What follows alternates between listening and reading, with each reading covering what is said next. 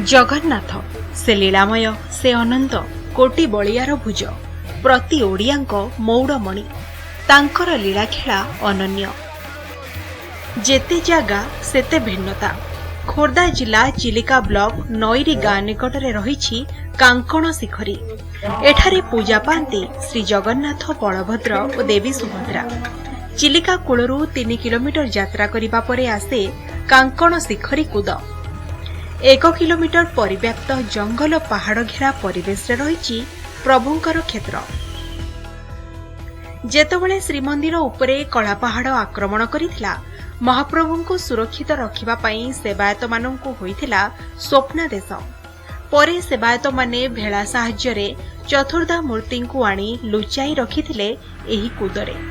घंच जंगल हेतु एठारे कोनोसी भोग लागि सुविधा नथिला, तेणु दीपरे फळुथुबा कंटक युक्त कांकण फळकु ठाकुरंक पाखरे भोग लागि करुथिले। सेही दिनठारु एही कूदर नाम रही आसिछि कांकण कूद। परे एहार नाम होइछि लीलाक्षेत्र कांकण शिखरी। ए पीठ तो गोटे पवित्र पीठ, बहुत प्रभुंर बहुत अपार आशीर्वाद रोचे। चिलिकार नील जल डंगार आसियार मजा गोटे निरा।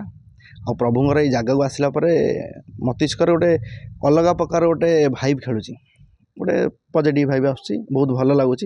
परिवेश बहुत सुंदर, आस बुले बहुत भल प्रभु दर्शन कला बहुत भल लगुच।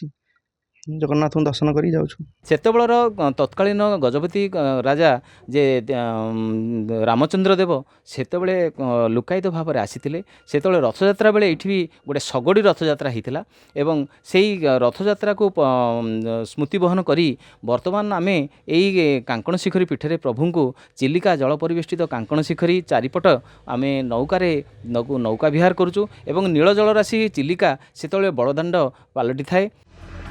एठाकार रथयात्रा नियारा ढंगरे पालित होइथाए। सबुठारे रथयात्रा स्थलपथरे पालन हेउथुबा बेले एठारे होइथाए नियारा रथयात्रा।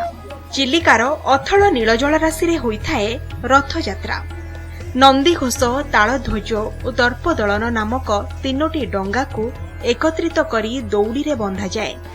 सेही डंगा उपरे रहितिबा रथरे विराजमान करंती 3 ठाकुर। घंट घंटा तुरी भेरी बजाई होइथाए रथयात्रा। कांकण शिखरी कूदरे महाप्रभुंक एही यात्रा देखिबाकू बहु दूर दूरांतरु हजार हजार श्रद्धालुंकर सुओ छुटे। पीठर नाम कहीं कांकड़ शिखरी जितेबाला जगन्नाथ कला पहाड़ आक्रमण करते आसते लुचि से प्रचुर कांकड़ फलुला। आउ तो किसी भोग करती यू कांकड़ तोलिक जगन्नाथ पाखे भोग लगी होता। से भोग लगी हबार यार ना है कांकड़ शिखरी। जो एठी रथयात्रा हो स्नान पूर्णिमा हो जन्माष्टमी कृष्ण जन्मोत्सव हो बहु जात्री आसी संगम होती। यात्रा ए रथ यात्रा हुए देवस्थान पूर्णिमा हुए आउ सब विभिन्न प्रकार हुए भी डंगा भी सुविधा अच्छी लोक मैंने जीवा आसा करती। रथ चला को जहाँ 10,000 लोक हूँ जीवा आसा करती। 10,000 लोक आमर बाला टीम तरफ 5टा डंगा आसिक फेटे सारे पकाती। 5टा डंगा आसिक फेटे पकाती सारे लोक बहुत सुरक्षा दि जाए। एही पीठर उन्नतीकरण पई सरकारी स्तर रे व्यापक बंदोबस्त करागले पीठर व्यापक उन्नति हेबा सह जगन्नाथ चेतनार प्रचार प्रसार होई परिबो। हेउछि लीलाक्षेत्र कांकण शिखरी। ए लीलाक्षेत्र कांकण शिखरी महाबाहुंकर चलछि लीला खेला। प्रभु रथ परिवर्ते डंगारे हेबे विराजमान। सेथिपाई स्थानीय प्रशासन ठार आरंभ कर स्थानीय ग्रामवासी माने आरंभ करदेले प्रस्तुति। लीलाक्षेत्र कांकण शिखरी सरोज कुमार पाइकराय, नंदीघोष टीवी।